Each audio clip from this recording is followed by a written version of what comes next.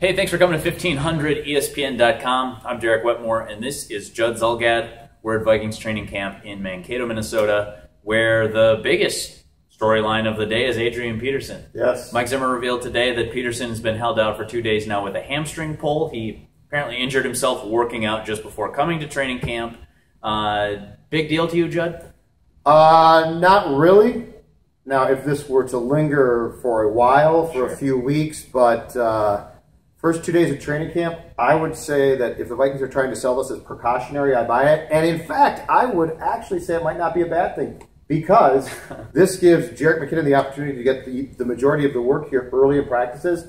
And I've pretty much convinced myself, Derek, that Jerick McKinnon, while he's certainly not going to overtake Peterson on the depth chart anytime soon, is going to be a far more instrumental part of this offense this season, whether that means that he's the third down back or that they use him in the same backfield as Peterson. So I would say that this is actually not a bad thing, because it gives McKinnon more ability to get work with the first-team offense, and ultimately, we've seen Peterson off on a side field doing so much work too, that it doesn't look like he's hurt that bad. Yeah. So I would say this is a tweak. They're being cautious, and actually what they're doing is they're getting McKinnon an opportunity to get a lot of work. Right. He ramped it up to sprints on that side field today, so and it really didn't seem like it limited him much at all. You talked to McKinnon today. Assuming Peterson is healthy, McKinnon still plays a role in this offense. What do you see that role being in his third season? Well, I'm not going to be surprised, and this is all predicated on when Peterson left Winter Park in January. He basically told you guys, look at Jerick McKinnon. Yeah. He can do this, he can do that. I need to be a more complete player. I will believe that Peterson can do that when I see that. Sure. I mean, we're talking about a guy that came in the league in 2007 and is a Hall of Fame runner, and he's great at what he does. Outside of that, he struggles. I think McKinnon's role, I think there's a good possibility that it is the third down back. Now, here's the interesting predicament here, though. When, Derek, when Peterson came in the league, Chester Taylor was a third down back, and he was a great blocker. McKinnon told me today that pass protection for him remains the toughest thing for him to do, and in fact said that when he came out of college and was drafted by the Vikings, pass protection was something that he had never done. Yeah. And so that's an area that he's had to school himself in. Going into his third year, is he good at that? I don't know. Right. But I think there's an opportunity there that if Peterson, thanks guys, thanks Ben Gessling, thanks Kramer. We really appreciate that. Yeah. Real professional. Anyway, I would say that there's an opportunity there for McKinnon, if he has improved in pass protection, possibly to be that guy. And of course, on third down, can catch the ball out of the backfield, do lots of things. Well, don't forget, as ESPN's Ben Gessling. Yeah, Ben Gessling, who's part of the Purple Podcast, right. And therefore didn't really need to photobomb this. I think just jealous not in the video. Oh, it's McCoy. It's not. Hey, don't forget too that David McCoy, Channel 4, by the way. Don't forget, Jerick McKinnon. Yep.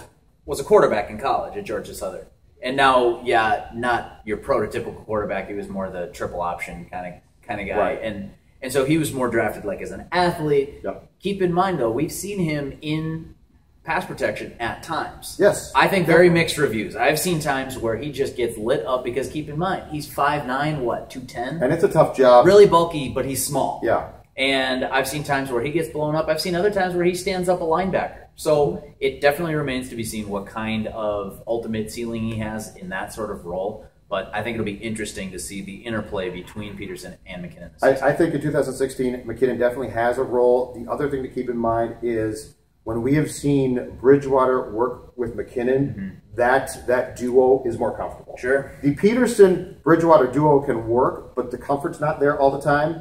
McKinnon and Bridgewater, I think their skill set dovetails more. Maybe.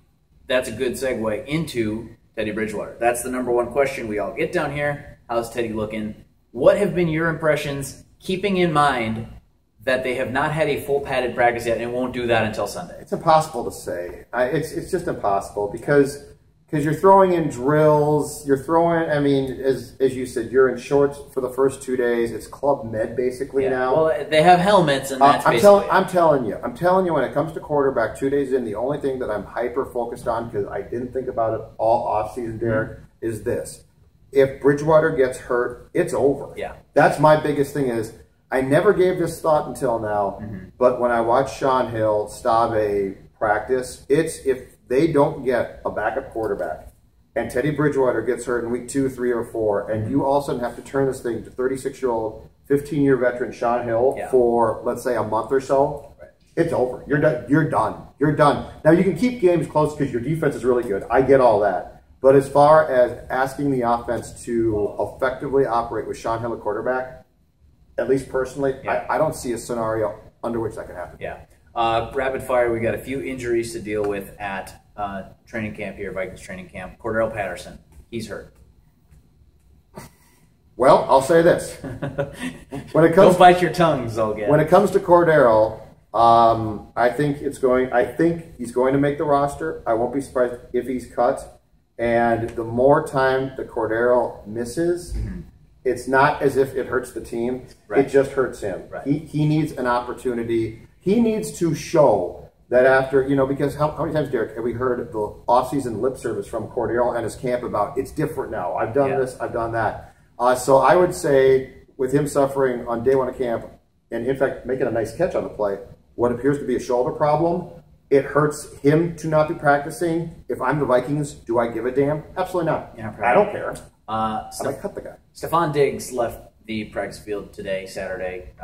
We don't have an update on that injury, but I think we should find out soon in the coming days. You concerned about that? It looked like an ankle tweak of some sort. 2 days in, not really. Sure. He got up, walked off the field. I think they looked at it. He came back for a while and then didn't practice after going back into practice for a while unless you come to me and tell me it's a high ankle sprain or something. Guys get hurt in training camp and come back all the time. I'm not concerned. One that might be concerning potentially, offensive lineman. He was slated in at right guard anyways. Mike Harris has not practiced, and he's been put on the non-football illness list. Very mysterious. And we talked to Harris today. He didn't have a lot of details. He said he doesn't have a timeline. He just needs medical clearance to even participate in practice. Mike Zimmer wouldn't give an update, nor have Turner didn't touch it. Brandon Fusco as a right guard was fine. Yeah, Brandon Fusco 2 years ago. Yes, Brandon Fusco last year as a left guard was pretty much a train wreck.